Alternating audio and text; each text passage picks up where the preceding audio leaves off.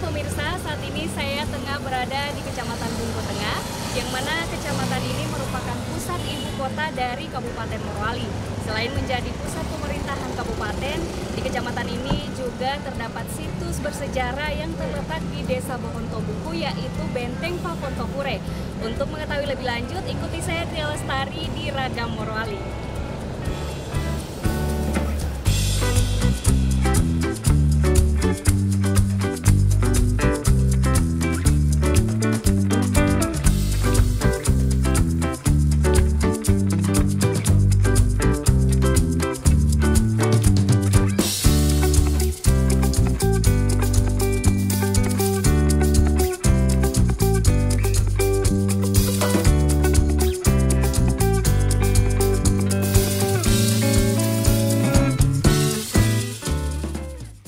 Pemirsa, saya langsung saja menuju ke lokasi Benteng Fafontofure yang terletak di Desa Bohontobungku.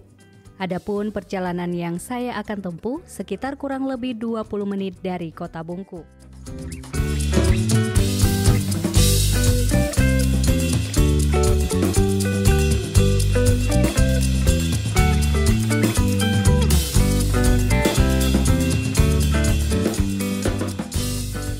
Tiba di Desa Bohontobungku, menurut informasi warga setempat, perjalanan menuju ke Benteng Fafontofure yang terletak di ketinggian tidak dapat dijangkau menggunakan kendaraan roda 4 karena akses jalan yang sempit.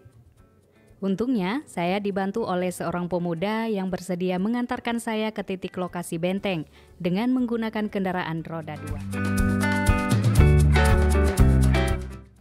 Dalam perjalanan, saya melihat banyak pepohonan rindang dan juga perkebunan warga yang ditanami pohon pala hingga durian.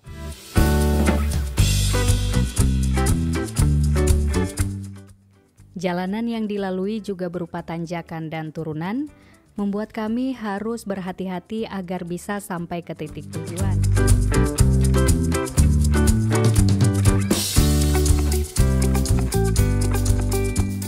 Nah, setibanya saya di tempat kawasan Benteng Fafontofure, saya melanjutkan perjalanan dengan berjalan kaki melewati tengah-tengah pepohonan besar dan juga tumbuhan liar.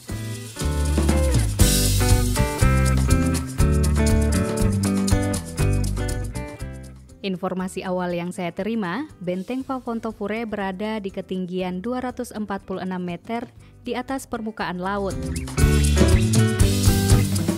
Setelah saya berjalan kaki kurang lebih 5 menit, saya pun tiba di Benteng Fafontofure.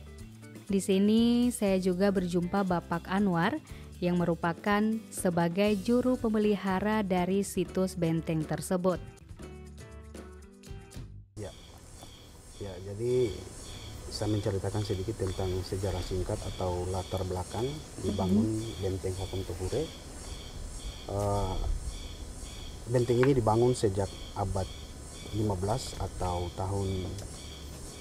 sekitaran tahun 1742, abad ke-15, dibangun oleh raja pertama Bungku, namanya Raja Marhum Sanghyang Kinambuka, itu raja pertama. Adapun benteng ini dibangun untuk sebagai benteng pertahanan, mempertahankan wilayah atau daerah sebagai kekuasaan kerajaan Bungku. Benteng Fafontofure merupakan salah satu warisan budaya kebendaan yang ditinggalkan oleh nenek moyang suku Bungku. Bahwa benteng ini merupakan benteng tradisional yang dibangun rakyat kerajaan Bungku secara gotong royong, di mana baik raja maupun masyarakat berkumpul di tempat ini untuk melindungi diri. Benteng ini dinamakan Fafontofure karena lokasinya berada di puncak Bukit Fafontofure, Desa Bohontobungku. Dalam bahasa setempat, Fafontofure terdiri dari atas 3 suku kata, yaitu Fafo artinya atas, To artinya manusia, dan Fure artinya banyak. Sehingga secara harfiah, Fafontofure artinya di atas tempat orang banyak.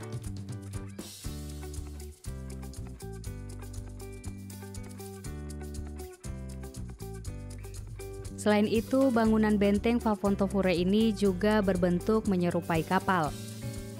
Benteng ini bukanlah sebuah hunian, melainkan sebuah benteng pertahanan dari ancaman dan serangan musuh. Dari berbagai sumber cerita rakyat bahwa Fafontofure adalah perkampungan pada zaman Kerajaan Bungku pertama. Diketahui juga bahwa Masjid Tua Tobungku di Kelurahan Marsaole sebelumnya atau awalnya itu terletak di kompleks Benteng Fafontofure. Struktur benteng ini terdiri dari tumpukan batu karang dan batu kapur dengan lapisan kalero atau perekat dari bubur batu kapur. Adapun benteng ini berukuran panjang 262 meter dengan lebar bervariasi antara 22 sampai 70 meter atau seluas kurang lebih 15.720 meter persegi. Ukuran itu terbagi dua ruang besar, yakni ruang pertama terletak bagian utara benteng seluas kurang lebih 1.100 meter persegi. Dan ruang kedua pada bagian selatan yang merupakan tempat prajurit dan tempat rakyat berlindung jika terjadi penyerangan dari pihak lain.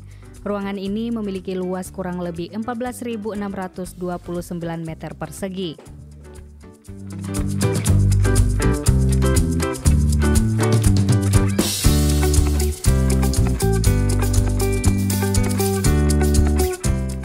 Tidak terasa, perjalanan menuju Benteng Fafontofure tadi cukup menguras tenaga karena letaknya yang memang berada di ketinggian.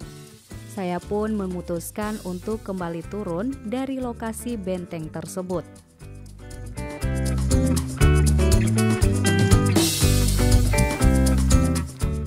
Ketika sampai di jalur Jalan Trans Sulawesi, saya menyempatkan untuk singgah sejenak mencuci muka di suatu tempat yang tepatnya berada di pinggir jalan di Desa Bohontobungku. Tempat itu berupa mata air yang mengalir atau orang setempat menyebutnya sumur air keramat. Konon katanya, sumur ini pernah ditempati salah seorang raja di Bungku. Itu dapat terlihat di tulisan pada prasasti yang berada di samping sumur tersebut. Air mengalir dari sela-sela batu dan air keramat tersebut juga dipercayai oleh masyarakat asli Bungku bisa membuat seseorang yang mencuci muka menjadi awet muda.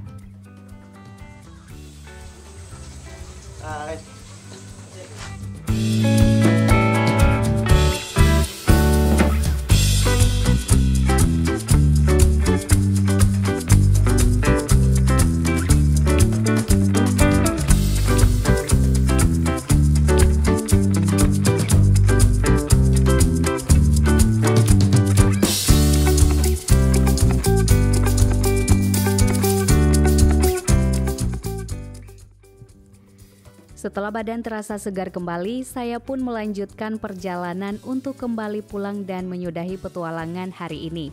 Namun, dalam perjalanan tepatnya di Desa Bohoruru, ada hal menarik saat orang-orang berkumpul di sebuah pelabuhan. Karena penasaran, saya pun memutuskan untuk singgah sejenak.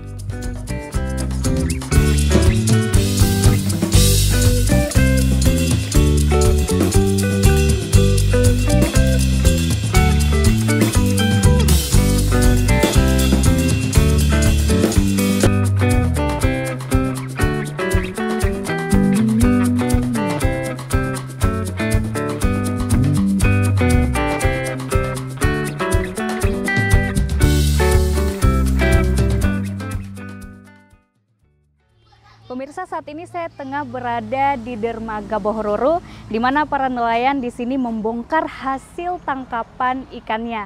Menurut para nelayan nih pemirsa, bahwa pembelinya seringkali mengolah hasil tangkapan ikan mereka menjadi ikan pupu atau ikan asap. Untuk itu, terus ikuti saya ya.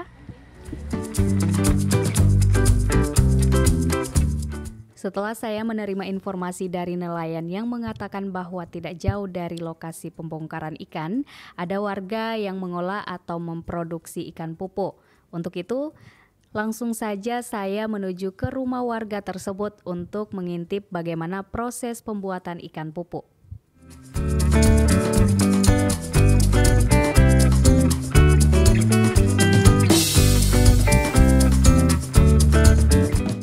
Adapun proses pembuatan ikan pupu atau yang lebih dikenal ikan asap berbahan dasar ikan cakalang atau ikan tuna yang masih segar.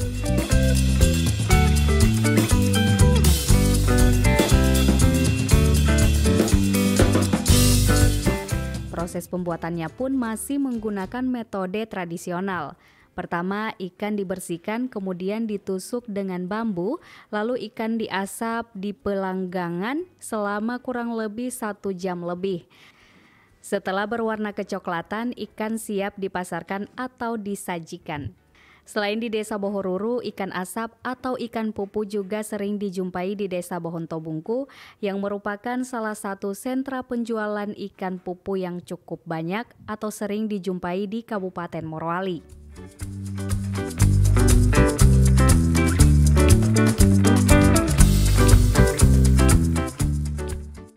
Pemirsa, itulah tadi perjalanan saya di Raga Morowali. Saya Tia Lestari, sampai jumpa di Raga Morowali berikutnya.